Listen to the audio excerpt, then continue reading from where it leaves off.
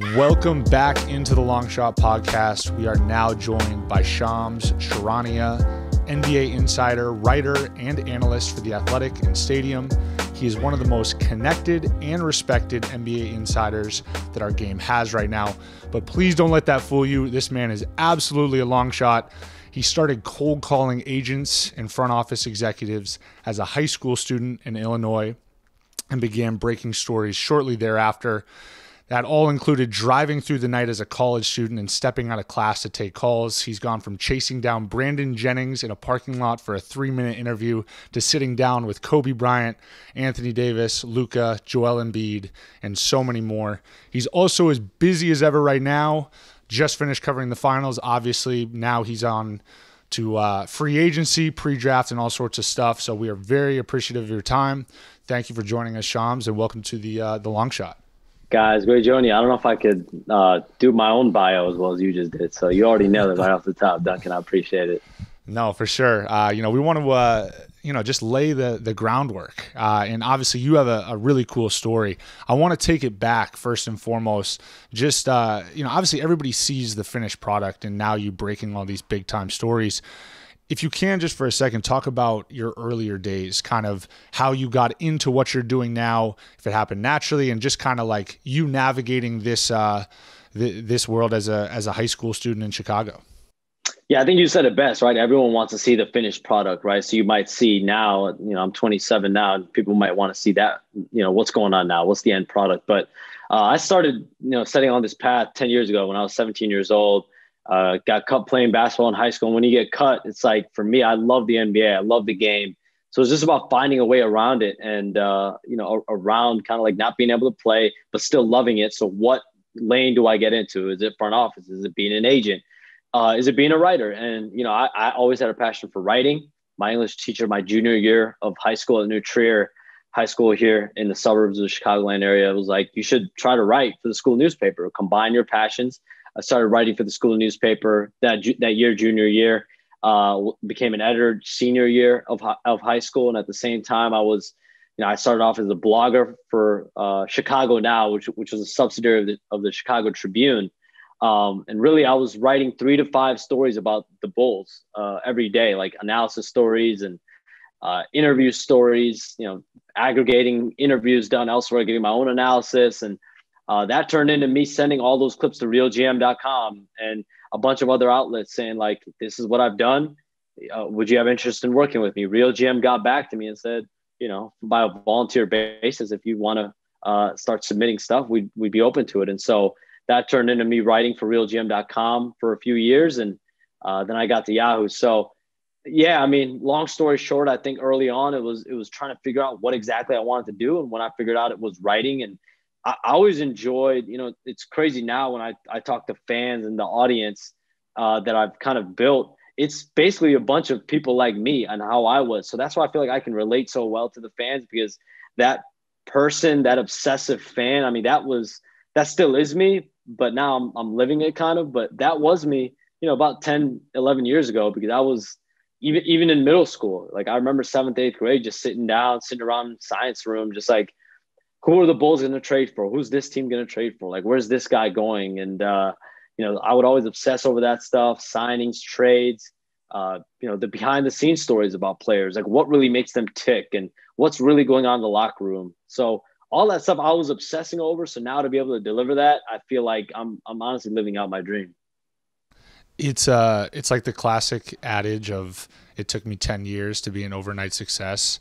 And obviously people now just see you breaking the big stories, but I had just done some research and seen how much you had put into your craft and how much really goes into developing to the point where you are today. I imagine the answer is no, but I don't want to put any answers on you. Like, did you see any of this playing out the way that it has, or was it just like, I love basketball, I want to be around basketball, I'm going to write about basketball, I love to write, and then it just kind of matriculated into what it is?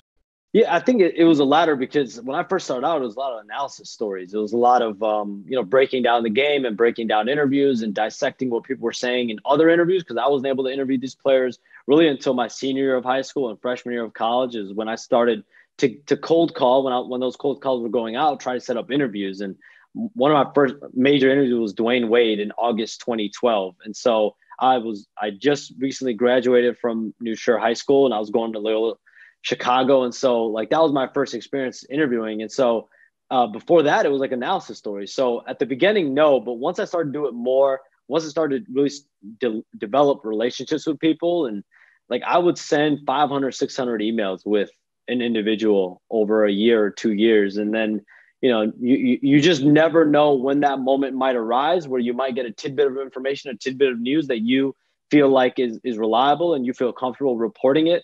Obviously that component has taken a little bit of time developing as far as what's right, what's wrong. How do you weed through all the stuff that, Duncan, even you hear on a daily basis, that we all hear on a daily basis in this industry.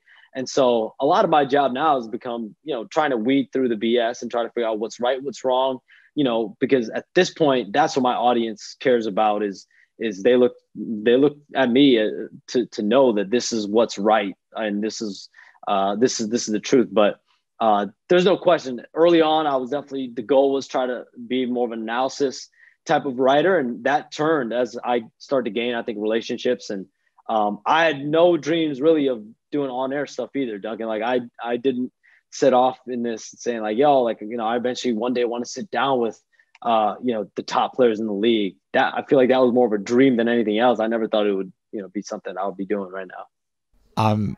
I'm hesitant to ask this question because I don't want to give anybody out there ideas, but like, how does a 17, 18-year-old kid somehow manage to get Dwyane Wade's number? Like, how does that, and you don't have to like put anybody on blast or like release specifics, but like, is it just like being a networking mastermind?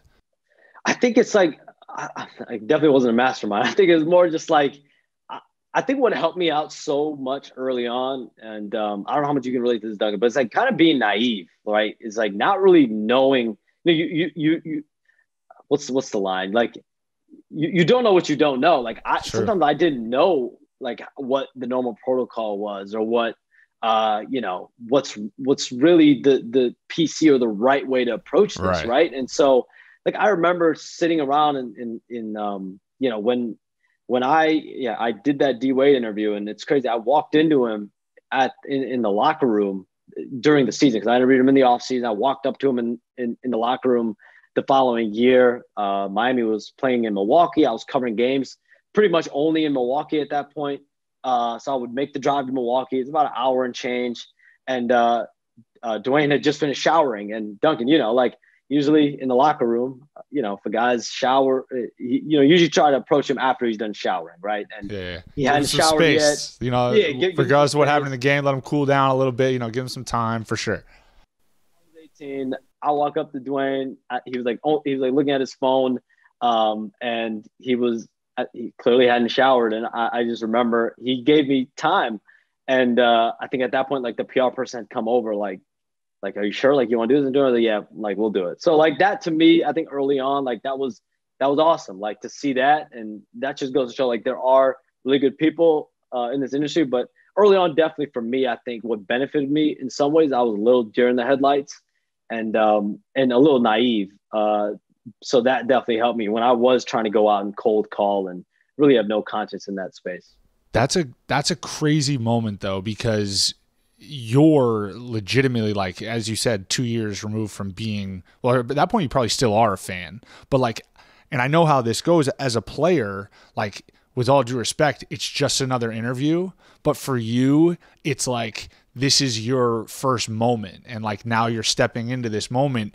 How do you, and maybe you didn't do a great job at this point in your life, but like turn it on and off between like, all right, this is Dwyane Wade, flash. Like I've watched this guy play at the highest level. Now I need to like dial it up and lock in because I got to be a professional. Yeah. I mean, I think for sure early on it's just getting comfortable. And I think all that comes with reps, right? And I'm sure just like you playing the game, I think the more you do it, the more reps you get in, the better you become when it's time to actually execute, whether it's an interview, whether it's, working on a story, whether it's working on a column, breaking news, like whatever it is you're working on, it's all reps at the end of the day. And so I definitely remember my first probably 10 to 15 interviews.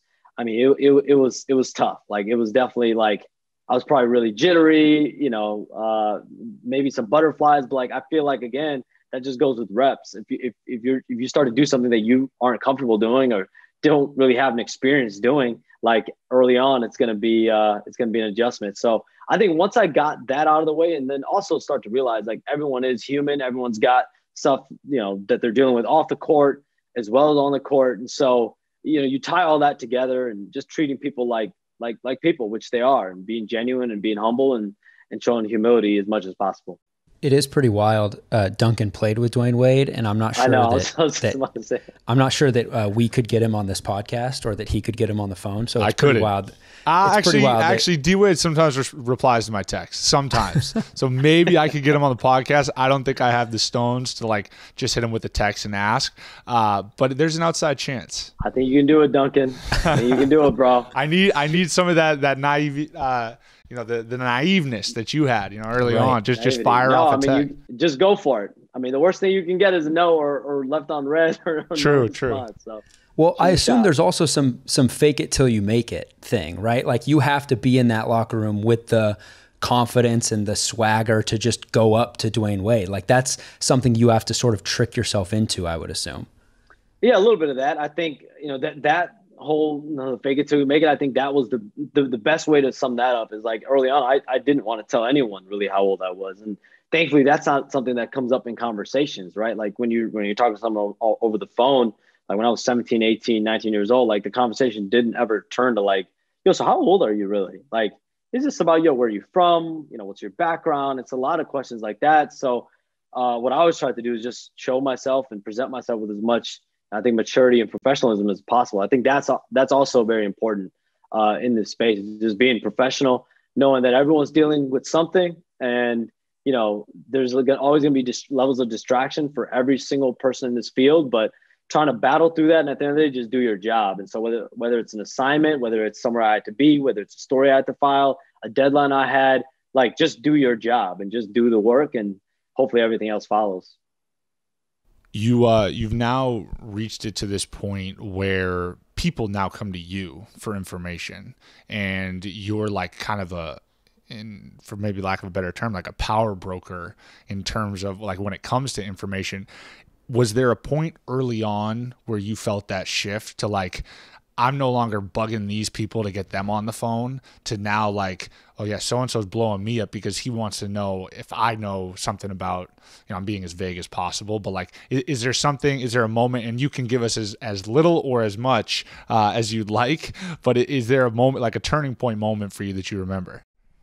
I think, it's tough to get into specifically, but I think the moments that to me, I started to really feel, there's a responsibility to this, right? Is when, you might get wind of a trade and, you're kind of, you might be the one that, whether it's through your social channel or, behind the scenes might be informing, the people that are involved, or informing the player, or informing this person. It's like, it's always kind of this weird moment, right? Because hopefully it's the other way around, where it's like the player might be the one, or, to hear about it or whatever. But I think that's, for me, I think when my eyes first started to open, like, all right, I gotta, there is a level of responsibility that you have in this. And so I think probably that, or anytime a player, calls me and asks me a bunch of questions about their own situation, I think is always an interesting moment. And again, a moment that you take with privilege and you take with responsibility, because it's their life, it's their life, and it's their livelihood, and they want to know about their future, where they might be playing, where their family's going to be at. So I think it's usually along those lines when you're kind of being the one to try to distribute that kind of information, when, like call the DGM or call, I guess, your agent or whoever, but it's always interesting. But for me, it's always just been communication, right? Whether it's, the people that are involved in this space, people that I consider sources, and treating people, with just being upfront, honest, and trying to be trustworthy as well. Cause that also goes a long way. And there's always going to be times, Duncan, as well, where you're sitting on information or sitting on stuff. Right. And I think, again, that just goes earlier. Either you're always going to have to navigate what's right, what's wrong. And sometimes, it's even about, you got to sit on some stuff, either for when things are 100% or when certain people are informed. What's your iPhone screen time looking like I'm curious because I'm somebody who I actively try to keep my screen time down. I imagine it just comes with the business. Like you always have to be on your phone, right? Like you talk about communication, it's probably just constant. Yeah, I mean, let's see right now. Let's do it in real time. Wow, we're getting a live update of Shams' screen time. This is some cutting edge stuff that you only get here. I'm going 9 hours. That's my guess. Right now it's at 8. Yesterday was 16 hours and 3 minutes. Oh my God. Wow. Let's see, Monday, 15. I don't know if you guys can wow. see this. And that just comes with the territory, right? Like if you run the risk of not being by your phone, you're also running the risk of missing out on essential information and time and like time sensitive information. Yeah, you just never know. I mean, I still try to play basketball as much as I can. I still love playing, and you know, but my time playing basketball has gotten shorter and shorter. That's breaking news. I'm like semi-retired. Like I'll come out randomly and start playing, but it's just tough to get on the court and play a game when you know you have half your mind on the game and half your mind on your phone. It's a tough way to play. I'm going to go to Twitter and report that you are mulling over retirement and end it with a sources tell us. I've always wanted to tweet out something with a sources tell us. And this is maybe the closest to inside information that I'm going to get. So thank you. Hey man, just don't reveal the source, but I'll come on and say it on the podcast when this comes out anyway. So you're good. What's your game looking like? Like, can I get an NBA player comp? See, I would say Steph Curry, but people say that's I love that. No. I love it. Go for the unanimous MVP. That's great. I think I'm like a combo of like a Patty Mills and a Gennaro Pargo. I don't know if you watched Gennaro Pargo back in the day, but like just some shooting, some scoring. Patty Mills can shoot. That's awesome. So a cross between those two. I know I'm pulling back a vintage player right now. No, that's fantastic. I can see their two games coming together. That's beautiful. So you referenced earlier that people look to you for truth, which we've now seen this whole reporting industry take off, in that in many ways, like free agency and where players are going to move gets as much coverage and fans are as dialed into that as they are during the season. So if you're a truth teller and all that, that's a lot of responsibility for you to shoulder.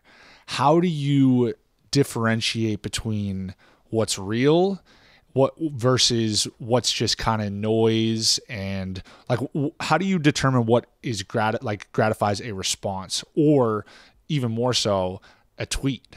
Like because your Twitter is sacred. Like that's like the holy grail. If you throw something on Twitter, it's permanent, it's real, it's like everyone gets the notification. So how do you like draw that line? Yeah, I think it's a lot of it is, again, it's just repetition. Is like over time, you know, trusting whether it's people, experiences of reporting, whether it's a trade or a signing and what goes into that. But I think a lot of it is just, you know, if you feel like it's at the point of reporting, then you feel like it's obviously a tangible thing. It can't just be something that's, I think, again, it just comes with repetition and time, like knowing what it is, you know, when it is time to report something and it does merit being, whether it's in a story or a tweet or whatever, or if it's something you have to sit on, it's something you got to continue to track. I think all that comes with time and repetition. But, you know, there are always time periods where you know that there's going to be a lot of, draft week is a perfect example, right? You're going to get a lot of different agendas. You're going to get a lot of stuff being thrown out there, all, you know, from other media outlets, you know, other media people as well. And now it's become a lot about sifting through all that information, figuring out what's right, what's wrong for the reader. But you're going to have stuff come from everywhere now. And so that's what people look at me as someone that's going to provide kind of, truth. Right. And so you do take a privilege to that. And that's a responsibility that you don't take lightly. You earlier this year, calendar year, I should say, I think it was in October, you broke that the president had coronavirus and the first lady. That was like one of the biggest jokes in the bubble, that somehow you got that information. Is there any news that you won't break? Like, is there anything that you'll like draw a line on? Or is it like, if it's newsworthy, I want to be the first to do it? Like, is is it just like you see this as like limitless? Like I could just take over all news outlets everywhere. Yeah, I mean, with stuff like that, health is always an interesting thing, right? Because what we saw during this whole pandemic is just, that's a sensitive Very much topic so. to discuss. So it's always, that one's always a little shaky. From my experience, is like, if there's someone that passes away, obviously that reaches a different type of realm for me, where it's, if the family or if there's someone around that person that wants to disclose that information, like that's on them. And it's their right. It's not my right. So I think that's usually where the line is. But at the end of the day, if it's something that, if I feel like I have a responsibility to my audience, to the people that follow me, to report something, again, there are moments where you have to work the right channels, and there are moments where you're gonna have to sit on certain information, not only for certain people to know, but also for it to be 100% accurate. For me, it's about being 100% accurate and being truthful. And so there are moments where you sit on stuff, but yeah, I mean, as long as if my audience, if I feel like it's newsworthy for my audience, it's news. Well, you also broke the Jameis Winston resigning to the Saints earlier this year. There's something about sports that's so interesting in the hunger to be first to know. So it seems like with basketball, especially, that's a thing. Like Duncan said, the offseason becomes sometimes more entertaining for a fan than the season itself. So it seems like sports is the area where it's like being the first to that information is what's going to get you that, that spark online. Yeah, I mean, I think definitely like, being first is obviously something that people talk about, but I'd rather be accurate, and be first than be first and shaky or wrong or any which way. So as long as I feel comfortable in my reporting and my sourcing, like then like I feel good about it. As long as I can go to sleep at home at night knowing that I went through the right process and protocols, I feel good about it. But yeah, with the Jameis Winston stuff, it's crazy. Now it's like sometimes you'll have crossover sources, or you'll have people with knowledge of what's going on in the NFL and other sports, and it has become fun for sure in that way. When like last year during the draft, the 2020 NFL draft, like I had people texting me that Tua was going to the Dolphins or this player was going here, and it's like I was just literally sitting in the house bored watching and started texting some people about the draft, and it's crazy. Your network or your pool of contacts can tap into the draft or NFL stuff. You bring up the draft. I want to talk NBA draft a little bit. From all accounts, and I'm not super dialed into this here, but it seems like this has a chance to be a really strong draft class. Is there anybody in your eyes that has really stuck out in terms of like a stock riser or somebody that you feel has a chance to have an immediate impact in the NBA? And maybe outside of like, Cade and some of these top guys. Yeah, I mean, the guy that I keep hearing is rising, I think, pretty high is James Bouknight from Connecticut, and I definitely have my eyes on him in this draft. Would not be surprised if he goes anywhere in the top 6-7 in the draft.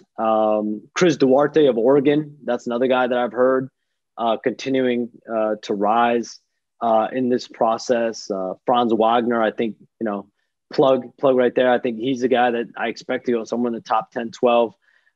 So I think, this draft, Duncan, guys, I say this every year that there's going to be the most movement ever. I honestly think there's going to be one of, if not the most, as far as teams going up, going down, pick swaps and trades, whether it's large, minor, in between.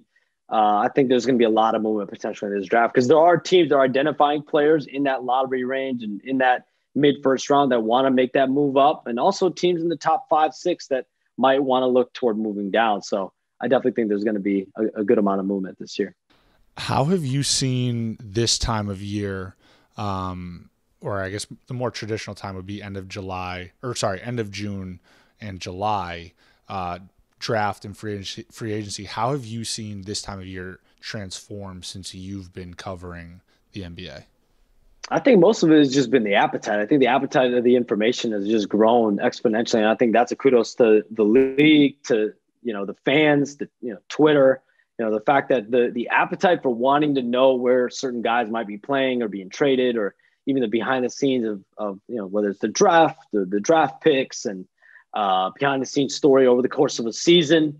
The appetite among fans is crazy. And so for me, it's just understanding that comes also with, again, like I said, responsibility, because not only for your audience, but also the people that you work with, whether it's your sources or whether it's a player or team execs or whoever. Like, there is a level of you want to work with them and try to figure out how can you be upfront, fair, and honest, and also do your job and make sure you tell the right stories at the right time.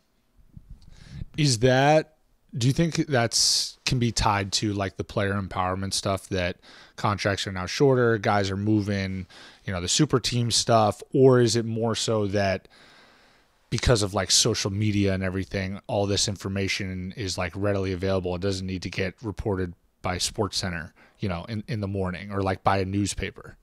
Yeah, I think the power now is that you can be anywhere. It could be a fan, it could be anyone that writes anything on social media, and it could pick up so much traction. And that's why, you talk about news and reporting, news can really come from anywhere now. And now it's just about who the audience is going to trust as far as delivering them the information. But yeah, I mean, I think that, the player empowerment and guys moving around, I think, started to open up the floodgates to the fan interest of that. But to me, it's got to be the rise of just social media in general.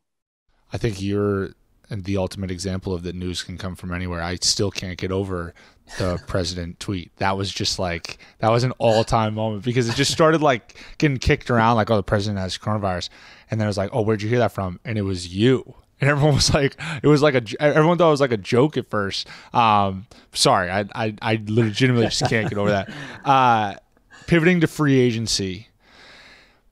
Teams now, it's free agency has become such a covered time of year, and now with how teams maneuver, their midseason moves are often to create space and allow flexibility. You see a team like the Knicks, they're very hesitant to lock into long year deals anymore, because they just want to have cap space every summer, because it's the Knicks, and who they're in the running for everybody. They're a big market and can afford. How does that change your job and how you do it? I mean, you've spoken to it a little bit in that now it just becomes an even crazier time of year, but does it make it more difficult because you have all these different teams vying for really a small group of players? Yeah, I think it's honestly just become a game of dominoes and a game of you have probably 500, 600 scenarios. And over the course of the year, you just compile them. And I think over this 2-week period, 2.5-week period is when you start literally, dotting, all right, this is not going to happen. This is not going to happen. All right, maybe this is still possible. Maybe this is still possible. It's you have a whiteboard with 600 scenarios, and most of them won't happen. And then you'll have probably a dozen to 16 that come to fruition. So just, that's kind of an inside look at the process, where it's not just you come up in normal times, it's June, July for draft free agency. And now it's July and August. Usually you don't just come up in July, June, and this time period. And it's all right, what's going on? What's the word? It's it's stuff that's simmering and you're working on year round, and you're through conversations, through reporting, through, your discussions with your sources. It's honestly just a game of dominoes. It's you're viewing a chess game being played and trying to comprehend everything and trying to see which move is being made, which move is going to lead to the next move. And it's just a big board of scenarios, essentially. Is there anything you root for in these summers, in these off seasons? I assume the crazier storylines are better for you. So it's in a dream world, you get the scoop that, Giannis is request a trade, like he jokingly did in his post-game conference last night. It's I know you grew up a Bulls fan, but at this point, I assume there's not as much team allegiance as there is just I want something wild to happen that I get the inside scoop on. Yeah, I mean, it's tough to say because it's so unpredictable what could take place. it's tough to say, like, is there like a dream story or is there a dream scoop? I just think that, obviously movement is great. I think even for the league, like whether it's trades or guys moving, like it creates a buzz, it creates interest. I think for me, I think the biggest thing can be is just making sure I'm tracking all the different scenarios in place and, figuring out times to report certain things, when not to report certain things. I think it's just, it's every day is like you have to make decisions. But I'm gonna switch it around, Duncan. I mean, you have a big free agency coming up. From a media perspective, I can speak to it, but you as a player, like, what's your view on kind of like the media and how it's, the coverage of it, and obviously playing it and you're about to enter free agency here now. Yeah, well, we were talking about the noise, like what's noise versus what's real. And I'll start by saying there's so much noise out there. I've quickly learned, like, I think it's funny when I'll come across an article of like, oh, Duncan's looking to sign here, Duncan's leaning towards this, or Duncan really likes this place. And it's like, I can say this, I have very little information regarding like what my summer will play out like. So I can't even, I couldn't imagine that anyone else out there would have some like crazy scoop, and maybe they would, unless you're like implanted in a front office where it's like, this is going to happen and we're at least going to offer this or whatever. But from where I'm sitting, it's like, I just find it funny when there's so much speculation out there, but it's speculation of something that is like not real yet. And I think that's what's really cool about what you do, is that you don't gossip in terms of like when you say something, and you referenced it earlier, what's most important to you is being right, not being first. Like when you don't say something, or when you say something, it's what happened or what's happening. It's not like, oh, I think so-and-so is leaning towards Eric, because anybody in the media can make any claim, because there's really no accountability anymore in terms of media. I mean, that was something I was going to ask you about, is like, from where you're sitting, because you've now reached a standard where you actually are held accountable, because you've like reached this apex to where everybody thinks that what you say is the truth, because it is the truth. Like you haven't missed. Or have you missed? Have you missed yet or no? I mean, there's always going to be, stuff that, I can't, nothing on top of my head. Okay, yeah, exactly. You haven't missed. There's always, in the meat of report, in the grind of like a trade, whether it's a pick or there's always right, like a little caveat here there. Yeah, there's always minutiae. I can't cut myself. Yeah, all right, but you know what I'm saying. In the grand scheme of things, like what you say is truth. I got to imagine it's frustrating for you that the vast majority of media, it doesn't work that way. That anybody with, and this is people with like check marks on Twitter, not that means anything anymore, but like people, I remember around the trade deadline, people with check marks saying stuff like, oh, Duncan's headed here and here and the deal's done. It's like, all right, well, I haven't heard anything and my agent hasn't heard anything. So how the hell are you, some random reporter from who knows where? Like, how have you heard anything? Like, is from where you're sitting, is that just like another obstacle you have to navigate? For me, I think it's become part of just the Twitter space, right? I think we talked about earlier about social media and like what it's become. And I think it's more for the fan and the audience to determine who do you trust and where do you get your information? How are you getting your information?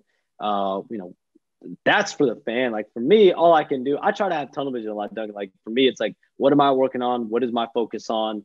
Who are my relationships? Who are my contacts? What am I, how can I help? Whether it's a situation, whether it's, as I start reporting on a story, how do I go about reporting on a story? It's pretty tunnel vision. I try not to pay attention to a lot of the stuff that gets thrown out there, but I just view it as like, listen, NBA Twitter is going to be a big space. It's going to be a lot of people trying to put stuff out there and report.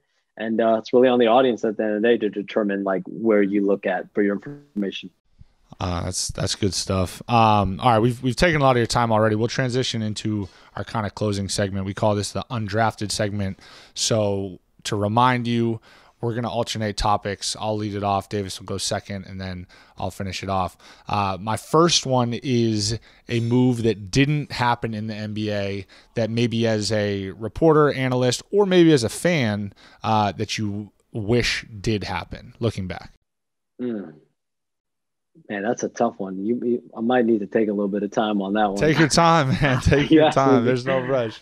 I mean, this could be like prior to your professional career, like maybe as a Bulls fan, like you wish that I don't know, they teamed up somebody better with D Rose when they took him 1 overall and had a better chance at winning something.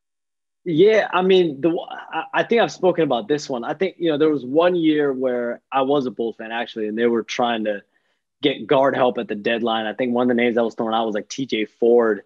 And like it's like I've talked about this, before, but it's like just sitting in that science room and like in class, like in 7th, 8th grade, like on pins and needles, like are the Bulls going to be able to pull this trade off? Like I still remember that like it was yesterday. And like, again, I think that just goes to show like I'm pretty now all the audience now is obsessed, I think, and has an appreciation for the information.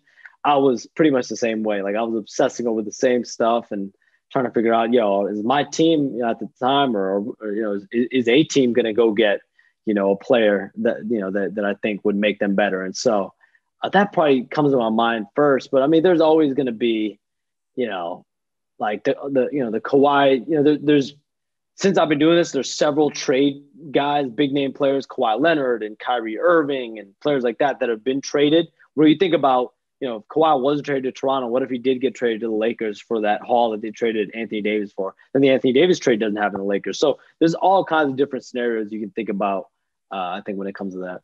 What about you guys? You guys have a pick? Oh, Dunk, what do you think? I mean, I don't want to speak on anything too recent that's like in my career. So, I mean... Honestly, I was hoping the Lowry deal was going to go through and the pod was going to Toronto. Give us your pick, Duncan. We'd love to hear it. I got nothing on this. I feel like I can't. I'm realizing now what I did to you because I put you in a tough spot to answer this question because you have implications to answering it. But I also feel like I have implications of like, because I know it happens all the time with this podcast. I'll like say something like, not jokingly, but like not like with the intent to like break anything, and some article somewhere gets written about it, like just silly stuff. Like I just did a marketing thing with a cryptocurrency company, and Spike Lee happened to be featured in the video, and everyone's like, "Oh, Duncan's going to the Knicks." Do you know what I mean? It's like that's like such a reach. So I'm actually going to refrain from answering anything in terms of like player movement related, just because I just don't want an article of like, "Oh, Duncan wants to team up with."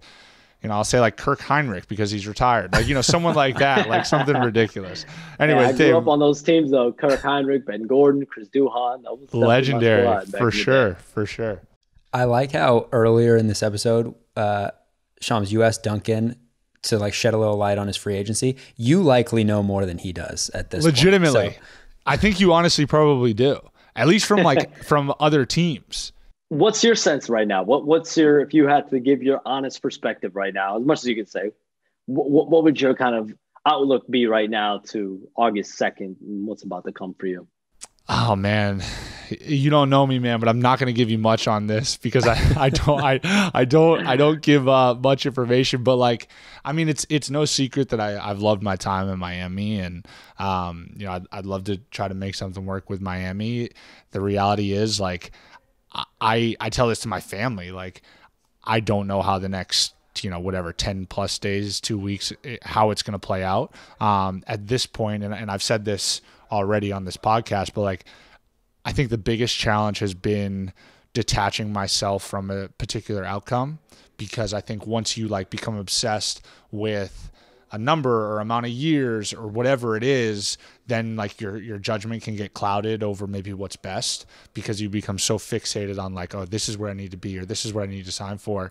Instead, like I just want to take all information as it comes, and when the time comes to actually evaluate and make a decision, like be meticulous and deliberate about what actually is going to be best for me. So that was a long-winded way of saying absolutely nothing. But basically that's kind of where I'm at with it. I mean, it's the right approach. Trust me, I've been there. It's crazy. Like when I was, growing up, like watching interviews, like you'd hear players talk like, I got to take it day by day and take it one day at a time. But it's like now you're on the other side and you kind of see the ramifications and see how it goes. you literally have to. I mean, that's literally how the game is played, as boring and cliche as it might sound. There's another way to play it though. And I obviously don't play it this way, but like there are guys that just go out and say like, I want this, and this is what I need to re-sign here. And I'm not one to judge whether that works or doesn't work. It's just more so like for me, that's just not my lane. You know, like it honestly reminds me of like similarly to how guys will talk their way into postseason awards. Like with the Defensive Player of the Year, you know, they get on a podium after a game and start making their case for why they should be Defensive Player of the Year. Now, in many cases, those guys were already in the conversation, but sometimes that like catapults them into the conversation. And if you're not talking about it, then you kind of get lost in the shuffle. But I imagine it probably works something similar to free agency. When you start saying this is a number, this is a number, this is a number, eventually you kind of set your own market value for it. Or maybe not, I don't know. Yeah, I mean, every player's got a different philosophy. I think, you know, it just depends. At the end of the day, it's going to play out. You know, the draft is going to be very important, and you know, I'm sure you'll have a better idea. I don't know when you're going to tape next, but I'm sure you'll have a much better sense by the next time you tape. We'll see. Maybe we'll be in communication between now and then. You know, if you got anything, we'll see. Hey, I'll be ready for the scoop. Hit me up, Doug. All right, Dave, what you got? You got the second one. You guys know the Key and Peele Obama anger translator skit? I feel like, Dunk, you need a translator for what you're really saying or thinking about free agency. Like, you can keep giving the kind of surface level response, and then someone behind you is like, he wants a bag. You know, it's like just somebody. All right, I'll give you the next undrafted here, Sham. So the first one was. This, by the way, was maybe a record for tangent off of an undrafted question. I love it. So just as a reminder, the first one was a near move that didn't happen. I'm going to ask you a move that did happen from this past year that you think maybe didn't get the amount of recognition it deserved for helping one of the teams in the deal. Yeah, I mean, this was obviously reported on. I just don't know if it got its just due, or maybe it did, and I just wasn't paying attention. But I think Derrick Rose getting traded to the Knicks. I think that when they went out and got D Rose, I think they were kind of hovering around 500, and they go get him, and I think he plays a vital role. And now it's like, you know, for me, it's interesting to monitor. Like, do they bring Derrick Rose back? Do they, look to get another guard in there? Like, there's a lot of different ways the Knicks can go to kind of, you know, was a runway, a jumping off point to the offseason, but also, you know, in season, I think, you know, as far as unheralded moves, I think helped them. I think you can look at Bobby Portis in Milwaukee as another, you know, move, a signing that happened last summer that obviously changed their fortunes in a big, big way as well. Yeah, that's good stuff. I like from the Derrick Rose move. I can't remember who it was. It might have been Dwayne Casey who, when he told them, like, yeah, I want to go somewhere and try to play in the playoffs. And Dwayne Casey was like, well, you might have a better shot staying here. And then to see how he turned around that Knicks team was pretty cool. All right, I'll transition into the last one. This is a complete change of pace. Obviously, we talked about the fact that, you know, you got to be on your phone a lot. When you're not on your phone and, you know, maybe you're watching a TV show or a movie, give me like something unwork related that you kind of enjoy doing to just kind of like compartmentalize and remove yourself from the craziness that is NBA Twitter. Yeah, I mean, I love playing basketball as well, like I said earlier. But if I'm not doing that, I mean, spending a lot of time with family, I think, you know, it's definitely very important for me. I have, my mom, my parents, my younger brother, sister. Definitely important. As far as TV shows, I always try to binge watch. It's usually late at night. I'll watch a show. Was big on Ozark, Power. Sure. Just finished All American. The season just ended. I think over the weekend, or on Monday, so watch that show. So I think off the top of my head, you know, pandemic was cool because I got to binge watch a lot of the shows that I hadn't watched before, I've tried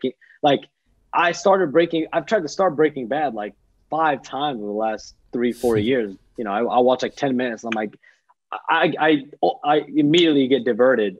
But this pandemic, like, you know, last year, I literally binge watched, you know, Breaking Bad in like 2 weeks. So that was definitely a show that I enjoyed as well. But I'm pretty low key, spend a lot of time at home, live in the Chicagoland area. So travel when I have to travel and, you know, pretty low key.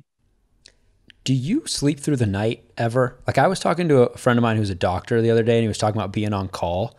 and how he just gets woken up in the middle of the night. Are you sleeping with your ringer on high and just prepared to be woken up at any point? Yeah, I mean, that's what I've gone to at this point. You know, I also have a ringtone. I'm sure you guys have iPhones. There's one that's like 10 seconds long. It's like dun dun dun dun dun dun dun dun dun dun dun dun dun dun. Like it's like 10 minutes. I'll like I've never met someone with it, but that's the one that I use. So I'm sticking with it. I like it. That's good stuff. All right, man. Hey, well, thanks for joining us. Like we said, we know you got plenty on your plate right now, but good luck with everything moving forward. I'm sure people are going to be very dialed into your Twitter here in the coming weeks, and for good reason. But yeah, thank you for taking some time with us. We really appreciate it. Appreciate you guys having me on. I'm glad we were able to do this. And Duncan, best luck on your free agency. You know, I'm a call away if you need me. Hit me up. I appreciate that, man. Good looking out. Thanks, guys.